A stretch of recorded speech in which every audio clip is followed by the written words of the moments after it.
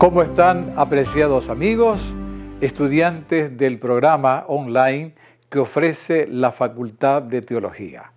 Para este servidor, el doctor Miguel Ángel Salomón, docente de la Facultad de Teología, será pues un privilegio y también un placer acompañarlos durante este tiempo para lograr un conocimiento mejor de lo que Dios dice en su palabra y especialmente en el don de profecía sobre el tema maravilloso de la educación cristiana. El tema será filosofía de la educación cristiana. Y en esta ocasión vamos a tratar algo muy especial. Estaremos estudiando el tema sobre las características básicas de la educación cristiana. Y especialmente el primer tema será el origen y la naturaleza. Les invito para que juntos podamos interactuar, participando de este fascinante tema. En primer lugar, tenemos que decir lo siguiente. La Iglesia Adventista del Séptimo Día sostiene a nivel mundial un sistema educativo que pretende lograr desde el nivel inicial hasta la universidad, y es menester, por lo tanto, que nosotros, frente a semejante desafío, podamos ser conscientes que esto no se puede lograr sino a través del conocimiento de Dios. Y eso es precisamente el gran desafío de todo educador adventista. ¿Cómo hacer que la fuente principal, el fundamento de la educación cristiana, precisamente sea el conocimiento de Dios, garantía de la verdadera educación? Por lo tanto, al analizar esto, cabe la oportunidad de hacernos algunos cuestionamientos, algunas preguntas. Por ejemplo, ¿dónde se fundamenta la educación cristiana? ¿Quién la ideó? ¿Dónde se originó la filosofía educativa adventista? ¿Será la mente del hombre? ¿Dónde tuvo su origen? Por lo tanto, es importante que vayamos a tocar este primer aspecto, el origen de la educación adventista. Cuando nosotros leemos la Biblia, cuando nosotros investigamos el espíritu de profecía, indudablemente que encontramos la definición y la respuesta de que la educación tuvo su origen en la mente divina. Dios la inició en el cielo y luego la trasladó a esta tierra. Y entonces la educación tiene su origen precisamente en la mente del Altísimo. En otras palabras, la educación no es de origen humano. La educación cristiana tiene su origen en la mente divina. Fue diseñada, fue estructurada por el mismo Creador. Quisiera compartir con ustedes este pensamiento de Elena de White que dice en la página 20 de su famoso libro La Educación, dice ella: el jardín del Edén era el aula, la naturaleza el libro de texto, el Creador era el mismo maestro y los padres de familia humana los alumnos. O sea, que nosotros cuando vamos a buscar el origen de la educación cristiana adventista, tenemos que reconocer, en primer lugar, Dios mismo fue el originador. Tuvo su origen en los comienzos de la humanidad. Le llega al ser humano desde la creación. Además, la educación adventista fue establecida para guiar a la raza humana a través de todos los tiempos. Esto quiere decir entonces que de ninguna manera la educación cristiana se origina en la mente de un hombre. No obedece a la idea más brillante de los pensadores de esta tierra. Por el contrario, se origina en el Creador. Ahora pasemos a analizar algunas características fundamentales de la educación cristiana adventista.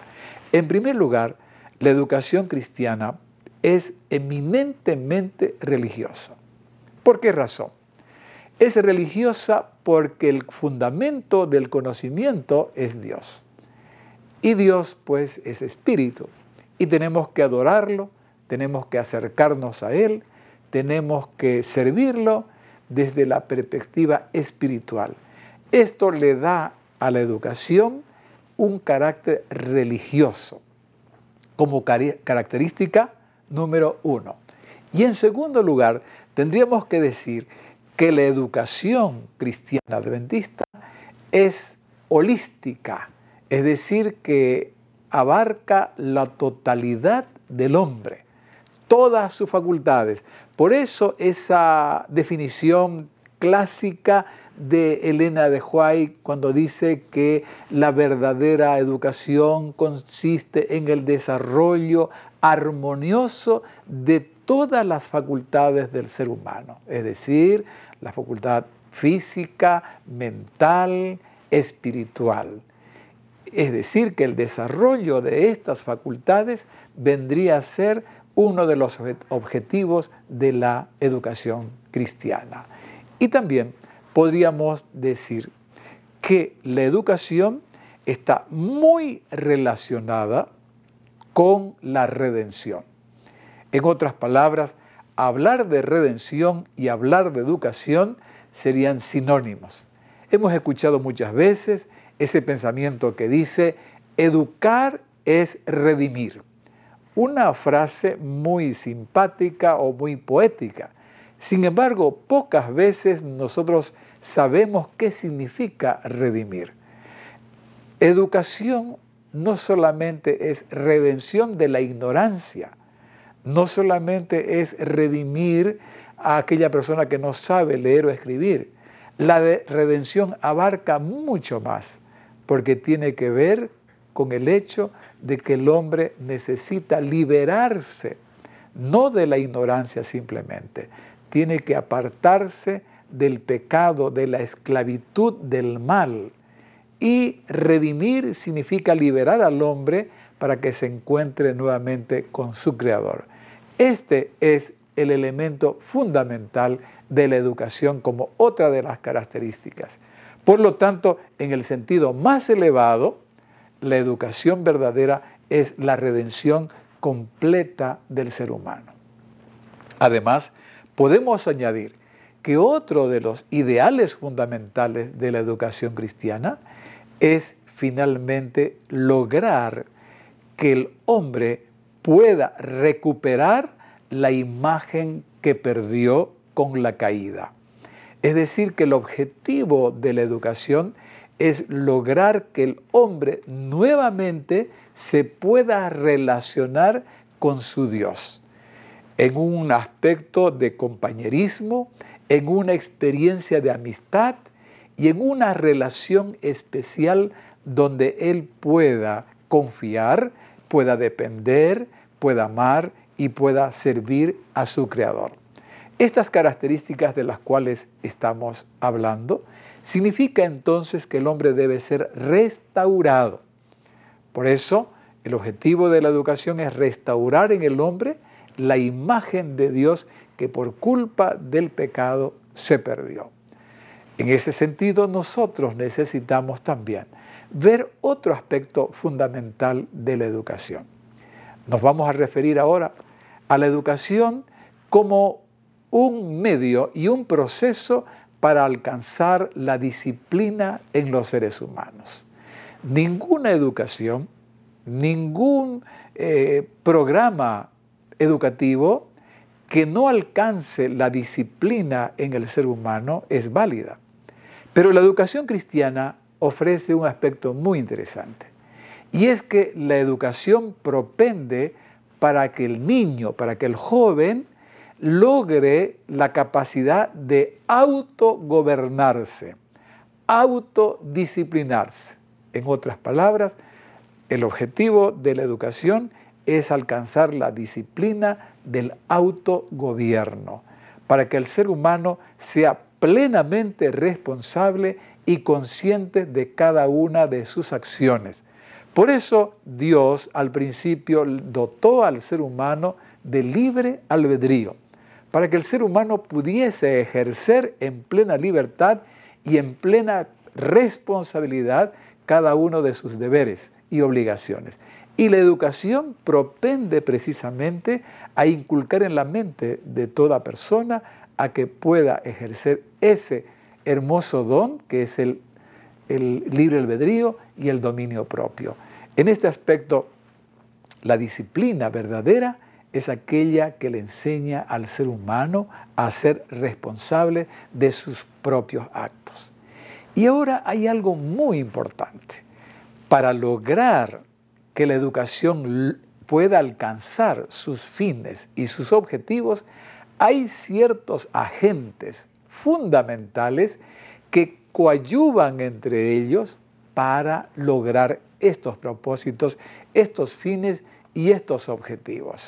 Dice la palabra de Dios, voy a leerles un texto muy conocido en las Sagradas Escrituras, donde el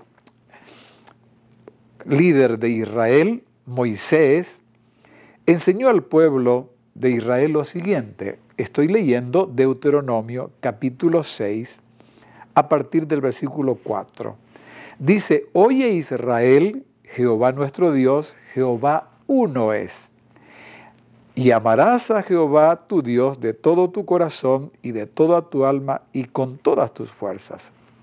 Y estas palabras que yo te mando hoy estarán sobre tu corazón, y las repetirás a tus hijos, y hablarás de ellas estando en tu casa, y andando por el camino, y al acostarte y cuando te levantes, y las atarás como una señal en tu mano, y estarán como frontales en tus ojos, y las escribirás en los postes de tu casa y en tus puertas. Moisés recibió la orden de enseñar al pueblo de Israel principios religiosos, pero que estaban mezclados con el proceso de la instrucción, del conocimiento, del proceso educativo. Y esa educación tenía que realizarse en diferentes ámbitos. Es por eso que los agentes educativos por excelencia serían los siguientes. En la diapositiva que ustedes están o pueden observar, pueden darse cuenta este triángulo muy interesante, donde nosotros podemos encontrar tres agentes educativos por excelencia. En los tres ángulos del triángulo vemos en primer lugar que el agente por excelencia de la educación es el hogar. En el hogar, papá, la mamá, como representantes de Dios, ejercen la educación. Y luego seguimos al siguiente agente, que es la iglesia. Todo lo que se enseña en el hogar va a ser reforzado por todo el programa educativo que tiene la iglesia. Y en este sentido, lo que se dice en el hogar también se lo corrobora en la iglesia y viceversa. En otras palabras, hogar e iglesia son dos agentes de educación por excelencia. Pero falta uno más. En este caso nos referimos a la escuela, colegio u universidad. Y en este sentido tenemos que entender lo siguiente. Existe la sistematización del conocimiento. El hogar no lo alcanza porque no es ese el objetivo. La iglesia de igual manera, pero donde el conocimiento se lo sistematiza a través de procesos pedagógicos y didácticos es en la escuela, desde los programas iniciales hasta llegar a la universidad. Pero el objetivo y el propósito de estos tres agentes educativos son llegar al conocimiento de Dios. Es decir, que la educación tiene como centro y como base llegar a que Dios sea el centro para todo conocimiento. Además, otro aspecto, otro objetivo, otra característica de la educación cristiana es alcanzar la excelencia.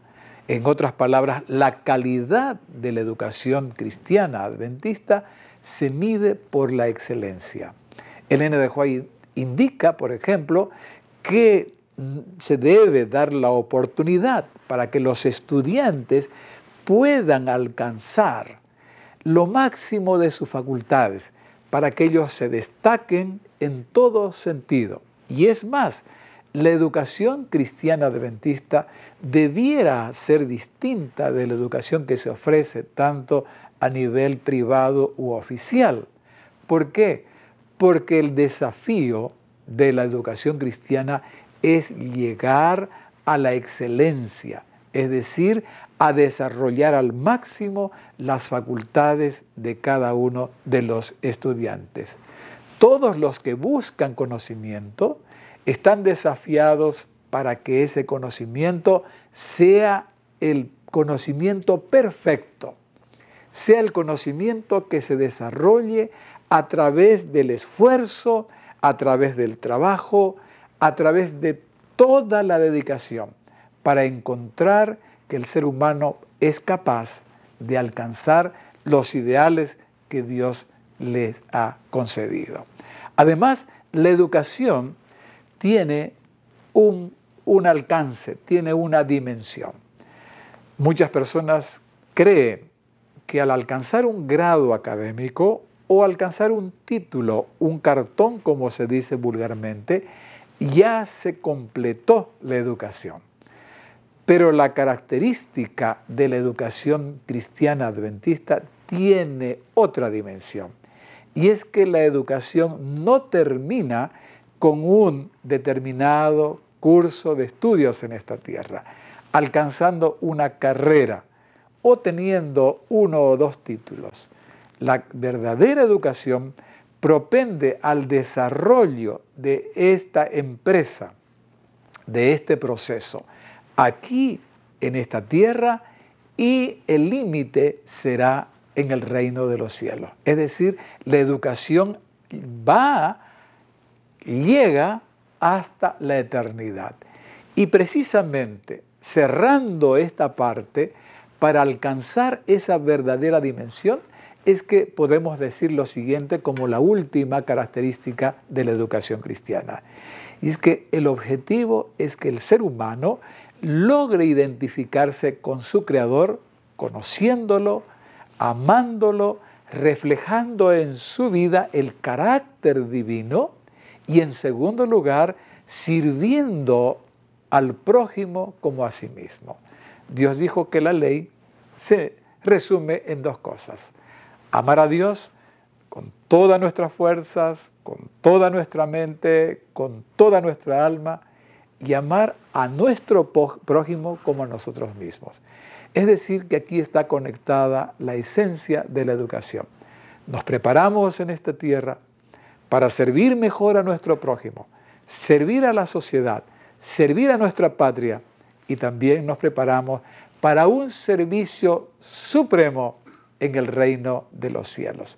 Estas son algunas de las características que marcan, que señalan a la verdadera educación cristiana adventista.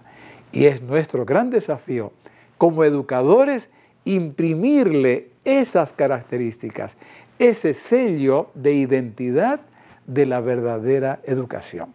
Vamos a continuar conversando sobre estos temas tan importantes en la siguiente sección que vamos a abordar enseguida.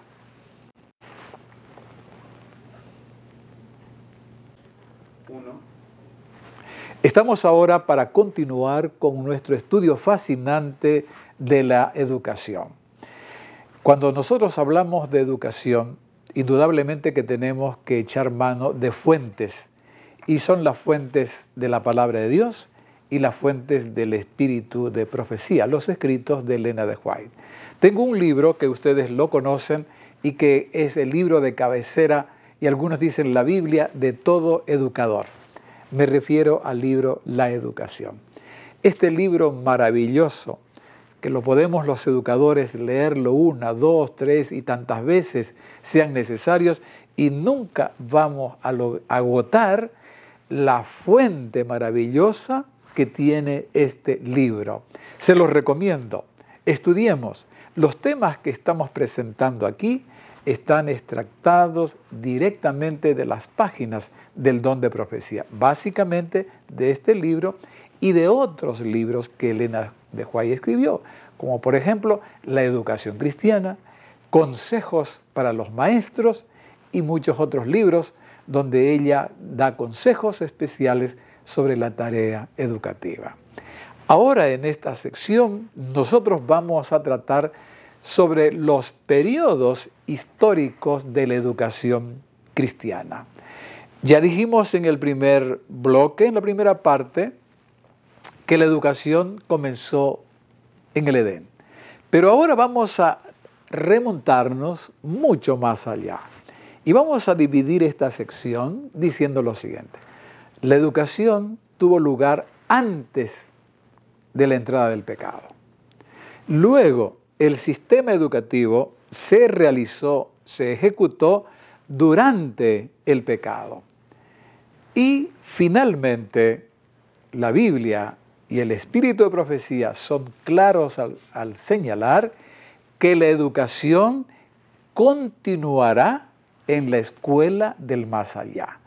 Por lo tanto, vamos a analizar estos tres periodos donde se realizó la educación. Veamos el primero, la educación antes de la entrada del pecado. Dice el don de profecía que en el cielo existía una escuela. Fue el campo de estudio. El universo era el maestro, el ser infinito, en otras palabras. Era el que enseñaba ese vasto universo que es un gran desafío para nosotros los seres humanos mortales.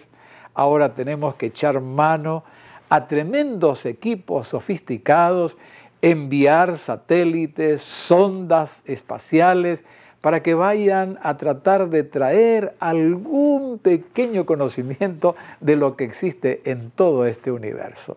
Pero el don profético dice que el ser infinito era el maestro en esa escuela allí antes del ingreso del pecado en el cielo mismo. Y estaban abiertas todas las magníficas oportunidades para que el ser creado, la criatura, pudiese llegar a descubrir, pudiese desentrañar los maravillosos conocimientos que los iban dejando cada vez más absortos y admirando al autor de esta maravillosa creación, de este universo.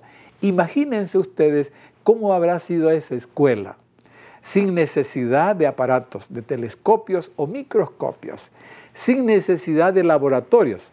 Todo el universo era un laboratorio abierto a aquellas criaturas que Dios formó. Pero luego esa escuela tuvo una filial y fue trasladada a esta tierra. Dios creó, formó esta tierra en 6 días, formó al hombre a su imagen y a su semejanza, le dotó de facultades extraordinarias para que pudiese desarrollarlas, para que pudiese emplearlas en el conocimiento útil, en la información. Se dio tarea al hombre a analizar las características de los animales, ponerles los nombres a cada uno de ellos.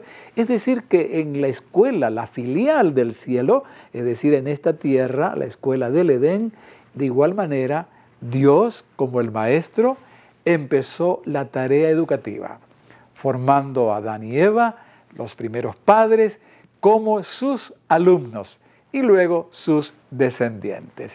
Pero luego, desgraciadamente, tenemos que reconocer que ese proceso educativo fue alterado debido a la presencia del pecado.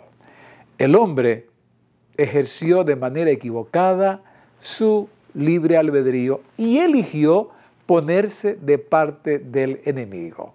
A partir de esa experiencia, algunas cosas en el aspecto educativo tuvieron que cambiar. Y entonces ya no era Dios el maestro directo. Ahora entramos al sistema de la educación patriarcal. Y en este proceso, y en este periodo, se nombra al padre responsable de la educación en el hogar. Como representante de Dios, el patriarca debería ser la voz cantante de Dios. Tenía que representar a Dios y como tal, él debería ejercer ciertas atribuciones para guiar a la familia al conocimiento de Dios. Pero pasado el tiempo del patriarcado, y podemos mencionar algunos de esos hombres, algunos de esos personajes, se destaca, por ejemplo, a Abraham, y dice que él tenía en su hogar más de 1000 personas, su familia y todos sus colaboradores, sus empleados, y en su hogar él tenía una especie de escuela. Como patriarca, él tenía que enseñar el camino de Dios. Y lo hizo con tal entrega, con tal fidelidad, que el texto sagrado dice, cuando Dios habla de Abraham, dice, yo sé que él va a enviar a toda su familia y a todos para que sigan el camino de Jehová. Ese era el desafío en la educación patriarcal. Pero pasado ese periodo, nos encontramos que ahora hay otro momento donde la educación también está presente. Después del periodo patriarcal, el pueblo de Israel empieza a trasladarse, es esclavo en Egipto, lo sabemos, y luego de más de 400 años, Moisés surge como el libertador y lleva al pueblo de Israel a través del desierto. La educación en el desierto fue algo muy interesante, muy especial. No solamente por las diferentes vivencias que el pueblo tuvo que afrontar, las diferentes circunstancias. No hay agua, ¿qué hacemos? ¿A quién acudimos? ¿Quién es la fuente de todo poder? ¿No? No hay comida, ¿qué hacemos? ¿Quién puede dar la comida? Todas esas vivencias fueron formando la mente de los israelitas que vivían en el desierto. Fueron dándole fe, confianza, etcétera, etcétera. Pero el lugar donde la educación tuvo algo muy especial en el desierto fue cuando se construyó el tabernáculo, es decir, el santuario terrenal. Y es allí donde Dios dio capacidades, dio dones a las diferentes personas que tuvieron que trabajar en la construcción del tabernáculo. Y vemos allí Moisés, Aarón y muchas personas destacadas trabajando en oro, en bronce, en plata, trabajando en madera, trabajando en telares, trabajando en las pieles de los animales. Es decir, que el laboratorio por excelencia para la formación educativa del pueblo de Israel fue la construcción del santuario. Y esto hizo que el ser humano pudiese entender cómo es que el Dios del universo, el Creador, quería habitar con cada uno de ellos. Este fue un momento de la educación extraordinaria para el pueblo de Israel. Pero pasamos un poquito más adelante y llegamos al periodo de la escuela de los profetas. El registro bíblico indica que Dios escogió un personaje muy especial. Lo escogió a Samuel, que fue un profeta, un sacerdote, y a él le dio la misión de fundar las escuelas de los profetas. Dice el espíritu de profecía que el objetivo, el propósito fundamental de las escuelas de los profetas fueron los siguientes. En primer lugar, servir como una barrera a la corrupción imperante en la sociedad de ese tiempo. En segundo lugar, atender el bienestar mental y espiritual de la nación.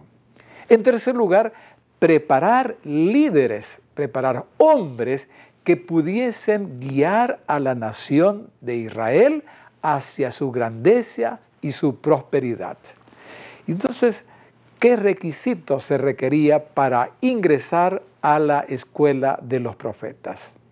Se dice que en primer lugar los jóvenes deberían ser jóvenes piadosos. En segundo lugar, se pedía que los jóvenes fuesen inteligentes. Y en tercer lugar, se solicitaba que la juventud, los jóvenes que iban a ser alumnos de las escuelas de los profetas, fuesen hombres fieles, hombres que dedicaran su vida a Dios. Y seguimos en nuestro estudio. ¿Cuál era el sostén de la escuela de los profetas? ¿Cómo se sostenían los alumnos? En primer lugar, el trabajo en la tierra, la agricultura, trabajos manuales, aprendiendo diferentes oficios, y de esta manera los estudiantes podían costear su educación. ¿Cuál era el currículum de esta escuela o de estas escuelas? Se estudiaba la ley de Dios, historia sagrada, música sacra, poesía. Se enseñaba cómo acercarse a Dios a través de la oración. Es decir, se enseñaba a los estudiantes cómo orar y cómo contactarse con su Creador. En fin, el propósito era lograr que los estudiantes ejercieran fe para poder depender de su Creador. Y en este sentido, la característica sobresaliente de la escuela de los profetas es que ellos podían convivir con sus docentes. Los profetas vivían junto con los estudiantes. Es decir, que había una especie de hogar o de internado, como conocemos ahora, residencias estudiantiles, donde los estudiantes con los docentes, los profetas, construían sus habitaciones, sus casas, y allí se podía lograr un compañerismo muy especial. Y se daba lugar a un aspecto fundamental de la educación, y es que la educación también tiene que hacerse por modelación.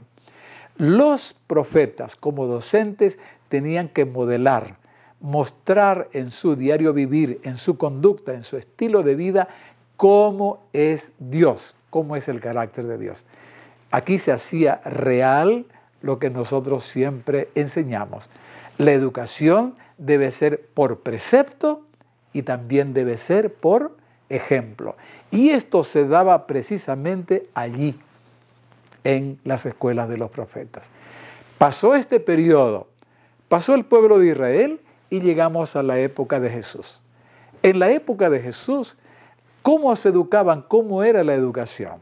Los seres humanos acudían, los hijos de Israel acudían a los pies de los grandes maestros, los doctores de la ley, los escribas. Y entonces esos maestros enseñaban a los niños, a los jovencitos, pero lo enseñaban de una forma diferente. ¿De qué manera? Ellos eran los intérpretes de la palabra de Dios. No era la palabra de Dios la que hablaba, sino era la interpretación de los diferentes hombres que habían surgido en la antigüedad. Se mezclaban algunos puntos de vista, algunas ideas filosóficas, mas no se encontraba el así dice Jehová. Eran especulaciones y por sobre todo se enseñaba ritos, ceremonias, prácticas para que el ser humano más que todo basara su religión y su educación en las obras, es decir, cómo mostrar las cosas espirituales y religiosas a través de obras. Y esto fue quitando a este sistema educativo el verdadero valor. Y es por eso que cuando el Señor Jesucristo vino, Él no se educó en la escuela de los rabinos, de los doctores ni los escribas. Él aprendió las escrituras de parte de su madre, a los pies de su madre, la bienaventurada Virgen María, instruyó, enseñó las grandes lecciones que Jesucristo aprendió. Y por lo tanto, ahora ya no estamos en la época de los patriarcas, no estamos en el Edén, no estamos en la escuela de los profetas, no estamos en la escuela de la época de Jesús, estamos en este tiempo, siglo XXI. La Iglesia Adventista del Séptimo Día, que mantiene un sistema educativo, ha sido llamada para que a través de sus instituciones pueda recuperar la verdad en Dios, en su palabra, y que los seres humanos puedan volver nuevamente a reflejar el carácter de Dios, y eso a través del conocimiento de la Biblia y a través de las orientaciones del don de profecía. Y pronto este periodo se va a cerrar. Mientras la Iglesia Adventista continúa trabajando con sus instituciones educativas, tratando de hacer un impacto en la sociedad, va a llegar un momento cuando nosotros vamos a ir a estudiar en la escuela del más allá. ¿Recuerdan que les hablé de cómo fue la escuela en los comienzos? Nuevamente retomaremos la educación que se interrumpió para volverla a practicar y seguir cuando Cristo Jesús pueda enseñar a cada uno de los redimidos en el gran libro de todo el universo. Nosotros los educadores estamos aguardando un día cuando nuestro maestro será el maestro de los maestros, Cristo Jesús, enseñándonos allí en el reino de los cielos. Vamos a continuar, hay otros temas más que vamos a seguir desgranando mientras dura este maravilloso curso.